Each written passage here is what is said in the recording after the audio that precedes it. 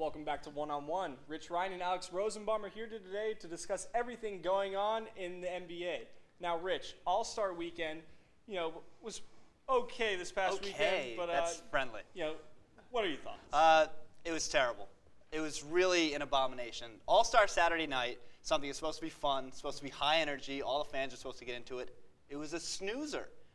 Three-point contest wasn't great, no big names. I mean, Paul Pierce won it, but from Boston. Yeah, good for you.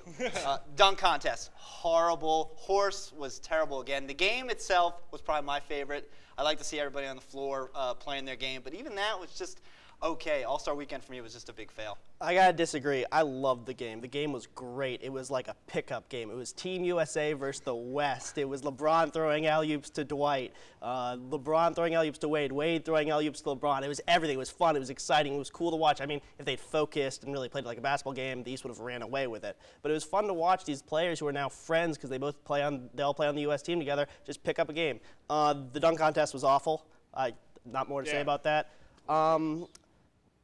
The horse contest was unfair because it turned into a three-point contest. And Rondo shoots 20% from behind the arc. Like, give the guy a chance to win it. It's not even fair. And then, I mean, the three-point shooting contest was okay. I mean, I liked that Paul Pierce, not a shooter, won it against a rookie who's a shooter. And, I mean, the skills challenge is okay, but everyone knew that it was going to be Nash versus Williams, and Nash just barely won. And Williams should have won, but he didn't make that pass. Back to the game a little bit. It was okay, but at the end, Deron Williams with a stupid foul, missed free throws, just it wasn't exciting. Guys, the dunk contest should be the best. We went back and looked at the 2000 highlights. Incredible. But so, with this dunk contest, Alex, not great.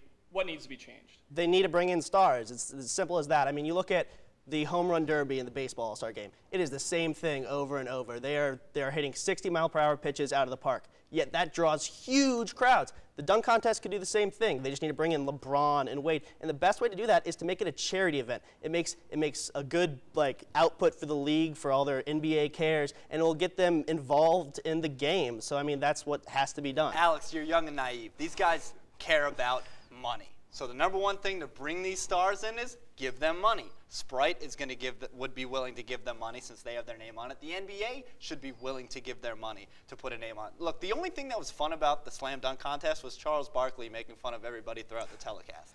They really need to bring stars in. It's getting to the point where they should almost scratch it if it isn't exciting in the future. So we don't want to get too gimmicky. We don't want stuff like that, but we do need stars. Add a huge purse. $5 million for first place of the dunk contest. Why not? Where are you getting this money from? David Stern's got deep pockets. Sprite has deep pockets. They run all these ads with Drake and stuff like that. They obviously have money. Just use it to put out a good product. The problem with that is they're still not doing it because they don't want to get hurt. And even though the money is changes nice, a lot. But LeBron doesn't need it. He makes $1 million a year in advertisement. Dwayne Wade's got all those T-Mobile commercials. They don't need the money. They rather be playing the games, trying to win the championship. So if you make it about money, they can say no. It doesn't look bad for them to say no. And I mean, they shouldn't scrap it yet. I mean, just the last 2 years have been great when Dwight Howard was involved and everyone loved it. So let's not give up on it yet.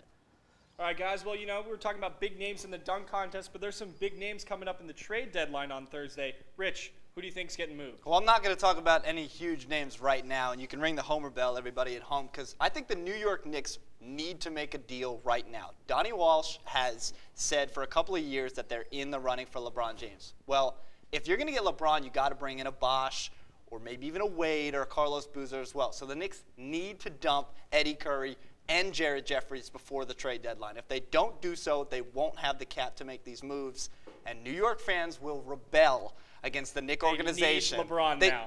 Not even LeBron. They just need the cap room to get two guys, and if they don't do that, you've been putting out a mediocre product for years, and how do you face the fans after that? The Knicks have to make a deal and make it soon.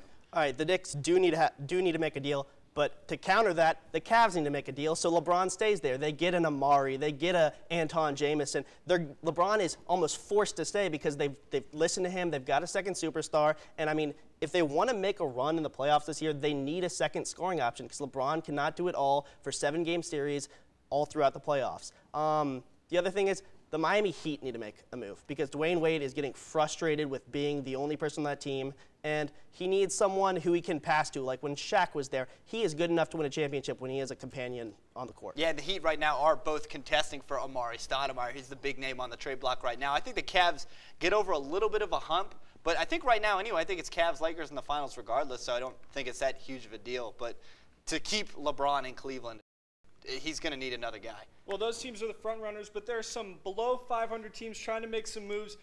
If you could step in and be coach of a below 500 team, what situation's best? Well, I already brought them up. The Miami Heat are one game under 500. They've got one of the top 5 players in the game in Dwayne Wade. Absolutely. He's a great scorer. He's great at assisting. He had 11 assists in the All-Star game. If you get him someone else, they're going to be there to compete with the Hawks and the Celtics and the Cavs, and clearly they need to make a move. Well, let's look towards the future, and that's why I'm taking the New Jersey / New York / Brooklyn Nets. Look, they're making the move. It's going to happen. They're going to be #1 in the John Wall lottery going into the end of the season because they're obviously the worst team, and they're in the LeBron sweepstakes as well. Jay-Z's a good owner. It's a fun atmosphere, and I like the core with Lopez and guys like that. So I'm going to take the Nets. I'm a gambler. So all right, guys, we're going to wrap it up here with some absolute quick hitters. Just one word: MVP. LeBron James. LeBron James. All right, most improved player. Carl Landry. Channing Frye. Ooh, sixth man. Jamal Crawford. Jamal Crawford. Very nice. Rookie of the year. Got to go with Gumby. Brandon Jennings. Nah, Tyreek Evans. Brandon Jennings, you're out of your mind. But all right, finally, coach of the year. Mike Woodson, Atlanta Hawks. Scott Brooks, Thunder. I got Alvin Gentry, the Phoenix Suns, showing Channing Frye the way your most improved player. But thank you, guys. We have to take a break, but don't go anywhere because Andy Harris and Tom Waterman are on set to talk NASCAR when we come back.